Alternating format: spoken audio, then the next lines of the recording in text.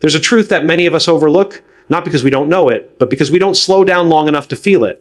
We invest so much energy into building careers, into caring for others, into trying to perfect the way the world sees us, and yet, the one thing that quietly drives it all, the mind, we leave on autopilot. We hope it will carry us, we hope it won't break under the weight, but rarely do we stop and give it the same deliberate care we give everything else. Think about if our mind is the lens through which we see every moment, then why would we not train it, strengthen it, stretch it? And yet, we scroll instead of reflect, we react instead of respond, we numb instead of notice. The truth is, our culture celebrates a busy body far more than a trained mind, and so we find ourselves exhausted, anxious, and wondering why success feels so empty when we finally reach it. But what if we did things differently? What if we treated our thoughts the way an athlete treats their practice? Not with perfection, but with consistency, curiosity, and discipline. Imagine the freedom of choosing your response instead of being consumed by reaction. Imagine building resilience not by denying struggle, but by training your mind to meet it with courage. That's what we're here to talk about today, taking the time, making the time to train your mind. Because when you learn to do that, you don't just change how you think, you change how you live. How often do we invest in everything around us, but forget the one thing that drives it all, our mind? It's a question that stings a little when you sit with it. Because if we're honest, we spend hours polishing resumes, perfecting presentations, chasing deadlines, scrolling through what everyone else is doing, making sure the outside of our lives looks like we have it all together. And yet, if someone asked us, when was the last time you slowed down to train your mind? Most of us would hesitate, maybe even laugh a little nervously, because we don't. We're too busy, too distracted, too focused on surviving the next moment to really ask if the instrument we're using to navigate life is actually being cared for. Think about it. If you had a car that you depended on every single day, a car that got you to work, to your family, to every important place in your life, would you neglect its maintenance? Would you just drive it until it broke down? Of course not. You'd give it fuel, you'd check the oil, you'd make sure the tires were safe. And yet our minds, the vehicle we use to make decisions, to process joy and pain, to connect with people we love, often go neglected. We let stress pile up. We let fear run wild. We let doubt steer the wheel. And then we wonder why we feel so tired, why we're snapping at people we care about, why life feels heavier than it used to. I think part of the reason we forget about training our minds is because the world rewards us for looking put together, not for feeling put together. You can walk into a room dressed sharp, smiling wide, pretending to have it all figured out, and people will clap for you. They'll admire the surface, but they won't see the storm inside. They won't see the late nights you're wrestling with your thoughts, the way you replay conversations in your head, the way you carry shame, the way you doubt your own worth even after the applause fades. And because no one can see it, you learn to hide it. You learn to put all your energy into investing in the things the world applauds, while the mind, the part of you that holds all your fears and all your dreams, sits untouched, untrained, and sometimes completely overwhelmed. But here's the thing, your mind is not just a container for thoughts. It's a muscle. It can grow. It can strengthen. It can adapt. And just like any muscle, it requires practice. You wouldn't expect to walk into a gym, lift weights once, and come out strong. In the same way, you can't expect to experience resilience, focus, or peace of mind without deliberate, consistent effort. The problem is, most of us were never taught that. No one sat us down in school and said, here's how you notice your thoughts. Here's how you challenge the stories you tell yourself. Here's how you train your mind to work for you instead of against you. So we grow up believing that our thoughts are just something that happened to us, instead of something we can actively shape. And when life gets hard, and it will, our untrained minds betray us. We spiral into self-doubt. We freeze in fear. We replay mistakes as if they're happening again in real time. We let anxiety about the future rob us of the present. And because we haven't built the muscle, we feel powerless to stop it.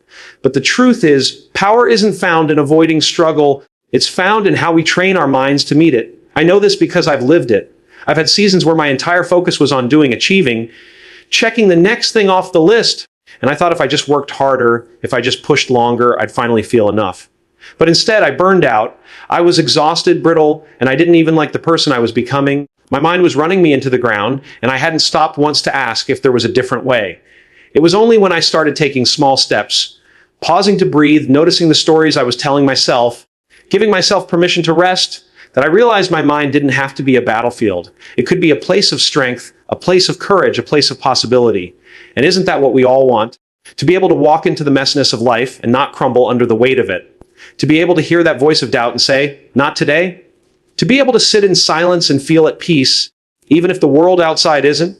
That kind of resilience doesn't come from luck, and it doesn't come from pretending everything is fine. It comes from training your mind the way you train any muscle you depend on, with repetition, with intention, with compassion. So let me ask again, how often do you invest in everything around you, but forget the one thing that drives it all, your mind? Because the truth is, no amount of success, no amount of applause, no amount of external achievement can ever make up for a neglected mind. And the moment you begin to take it seriously, not someday, not when you finally have time, but now, you begin to see everything differently. You begin to realize that the greatest work you'll ever do is not out there in the world. It's in here, in the space between your ears, in the place no one else sees, but that shapes every single part of how you live. I remember the first time someone told me, your mind is like a muscle. At first, I brushed it off. It sounded like one of those catchy motivational phrases you see printed on coffee mugs or pinned on Pinterest boards. But the more I lived, the more I stumbled, the more I struggled, the more I began to understand how deeply true it was. Because when you think about it, a muscle only grows stronger when it is challenged, when it is stretched, when it is used with intention. And if it's neglected, it weakens. It doesn't matter how much potential that muscle has. If it's never trained, it will never serve you the way it could. I like to imagine it like this. Picture an athlete training for a marathon. They don't wake up one morning, lace up their shoes, and expect their body to carry them through 26 miles without preparation. They train every day. They push themselves. They practice running when it's hard, when they're tired, when the weather isn't perfect. They know that the muscle memory they build in those daily ordinary runs is what will carry them when the real test comes. Our minds work the exact same way. The marathon of life, those unexpected challenges, those seasons of grief, those moments of fear will come. And the question is, will your mind be trained to carry you through, or will it collapse under the weight? The truth is, most of us expect our minds to function like Olympic athletes, even though we've barely trained them. We want focus when all we've practiced is distraction. We want peace when all we've rehearsed is worry. We want resilience when all we've been building is avoidance. We want to stand in courage when fear has been the only voice we've listened to. And then, when life hands us the test, we're shocked to find out that our mental muscles aren't ready for the weight we're asking them to hold. I've had my own wake-up call with this. There was a season in my life when everything felt heavy. I was constantly anxious, constantly second, guessing myself, constantly running from one thing to the next, and I couldn't figure out why I felt so drained. I remember one day, sitting in my car after what was supposed to be a simple errand, and feeling like even the smallest tasks were mountains I couldn't climb. And in that quiet, messy moment, it hit me I had trained myself for exhaustion. Every thought I allowed in, every story I told myself, every fear I replayed, it was like I was lifting the wrong weights over and over again. I had built muscles for worry. I had built stamina for doubt. My mind was strong, but it was strong in the wrong direction. That's when I started to shift. Not overnight, not perfectly, but slowly. I began to treat my mind like something worth training, like something that deserved care. I started with small practices, the kind of things you might even laugh at because they seem so simple. Breathing. Writing down one thing I was grateful for. Pausing to notice what I was saying to myself when I messed up. These tiny moments didn't feel like much, but they were reps. They were training sessions. And over time, my mind began to change. I could feel it in the way I responded to stress. I could feel it in the way I bounced back after failure.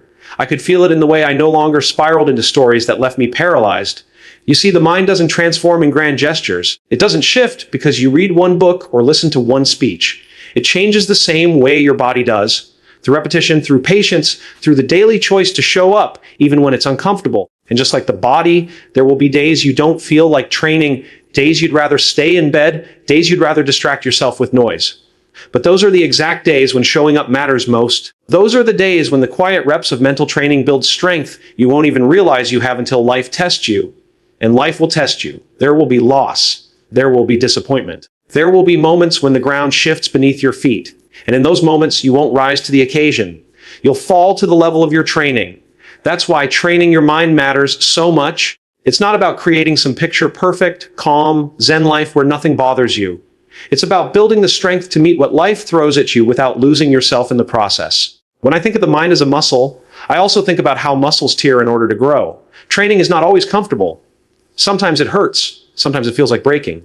But if you stay with it, if you let those tears heal with intention, what grows back is stronger than what was there before. That's the paradox of mental training. The very struggles we think will break us are often the ones that make us stronger if we let them. So when I tell you the mind is a muscle, I don't mean it as a catchy phrase. I mean it as a lived reality. I mean it as an invitation to see your thoughts not as fixed, not as immovable truths, but as patterns that can be trained, reshaped, and strengthened. And when you begin to take that seriously, when you begin to practice, you start to discover a kind of freedom that no one can take from you. Because no matter what happens on the outside, you've built strength on the inside.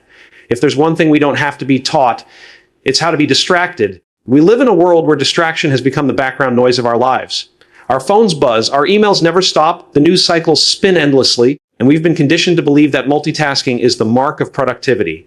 But in reality, most of us are living on autopilot, pulled in a dozen directions, never fully present anywhere. We're scrolling through our phones while half listening to the person across the table. We're answering messages while pretending to rest. We're thinking about tomorrow's problems while today slips through our fingers. And then we wonder why we feel so disconnected, so restless, so empty at the end of the day. Distraction isn't just about losing focus, it's about losing ourselves. It numbs us, and the scary part is we often welcome it. Because when you're distracted, you don't have to sit with the uncomfortable parts of life, the fear, the disappointment, the silence where the truth lies. And yet, the more we numb with distraction, the weaker we become. Our minds never get the chance to practice stillness, to practice presence, to practice noticing what's really going on inside us. We've trained ourselves to avoid, not to endure, and that avoidance leads straight into burnout. Burnout doesn't show up overnight. It creeps in quietly, little by little. It's the skipped lunch break here, the late night work email there, the one more responsibility you say yes to when your body is begging you to rest. It's the gradual wearing down of your spirit until one day, the simplest things feel impossible. You're staring at your to-do list and your chest is tight, your brain feels foggy, and instead of moving forward, you freeze. Burnout is your mind and body waving a white flag saying, I can't carry this anymore. What makes burnout especially brutal is that we often feel shame for experiencing it. We look at other people who seem to be managing more, doing more, handling more, and we think, what's wrong with me? Why can't I keep up? That self-judgment only deepens the exhaustion. Instead of recognizing burnout as a signal, as a cry for help, we treat it as a personal failure. And so the cycle continues. Push harder, ignore the signs, collapse. Push harder, ignore the signs, collapse. And then there's self-doubt, the quiet voice that whispers through all of it. The one that says you're not good enough, not smart enough, not worthy enough. The one that takes every mistake and magnifies it until you can't see anything else. Self-doubt is like carrying a heavy backpack everywhere you go. It doesn't matter how beautiful the path is, you're too weighed down to enjoy it. What's worse is that we often mistake self-doubt for humility. We think that questioning ourselves is somehow keeping us grounded, but in reality, it's stealing our ability to step fully into who we are. Imagine for a moment what life might feel like if we treated the training of our minds with the same importance we give to our bodies. Think about how much effort, time, and money we dedicate to physical health, gyms, trainers, diets, vitamins, routines. We take pride in showing up at the gym and tracking our steps in working towards strength or endurance. We celebrate the small wins, lifting a little more, running a little farther, sticking to a plan for another day. We don't shame ourselves for starting small. We know growth is gradual, and we understand that consistency is what builds results. Now picture what it would look like if we brought that same patience, that same discipline, and that same celebration to the training of our minds. What if you started each day with the same care for your mental fitness as you do for brushing your teeth or tying your shoes? What if, instead of racing into the noise of the world, you gave yourself 10 minutes to strengthen your inner world? That might mean sitting quietly with your breath, noticing the thoughts that pass through, and choosing which ones to carry. It might mean writing down the stories you've been telling yourself and asking if they're true. It might mean practicing gratitude, not because it magically erases hardship, but because it reshapes the way your mind sees reality. Those small daily practices would become your mental push-ups, your squats, your miles logged on the treadmill of resilience. The truth is, we often act like mental strength is something people are just born with. We look at someone who stays calm in chaos or someone who bounces back from failure, and we say, well, they're just strong. But what if strength isn't an accident? What if it's training? We would never assume that someone with defined muscles or incredible endurance just woke up that way. We know they trained, they worked, they failed, they tried again. The same is true of the mind. The calm, the courage, the clarity you admire in others, it's not luck, it's training. Now imagine a culture where we valued that training, where kids were taught not just how to solve math problems, but how to notice their emotions without being consumed by them. Where workplaces didn't just measure output, but prioritized mindfulness as part of performance. Where we clapped just as loudly for someone who said, I took time to rest and train my mind today, as we do for someone who ran a marathon or lost weight. Imagine how different our homes, our relationships, our communities would feel if mental health was not an afterthought but a foundation. The beautiful thing is, the seed of that possibility is already inside each of us. You don't need special equipment. You don't need a perfect environment. All you need is the willingness to show up even in small ways. You already carry the most powerful training ground with you, your attention. Where you place it, how you guide it, how you practice redirecting it, that's the gym of the mind. Every time you choose to notice your thoughts, instead of being dragged by them, that's a rep. Every time you pause before reacting and instead respond with intention, that's a rep. Every time you speak kindly to yourself when you stumble instead of tearing yourself apart, that's a rep. And here's the most hopeful part: the results compound. Just like with physical training, the more you practice, the stronger you become. The breath that felt awkward at first becomes a natural anchor. The gratitude that felt forced becomes genuine. The self-compassion that felt uncomfortable becomes your default. Little by little, without even realizing it, you're training your mind to work for you instead of against you. And then, when life inevitably hands you stress or loss or uncertainty, you find yourself standing in strength you didn't even know you had. I think about how often people say, "I don't have time to train my mind. I'm too busy." And I get it. Life is full. The to-do lists never end. But here's the thing: you don't skip brushing your teeth because you're busy. You don't skip eating altogether because you have things to do. You know that without those basic forms of care, everything else eventually collapses. The same is true for the mind. You don't train it because life is easy. You train it because life is demanding. You don't wait until everything calms down to start.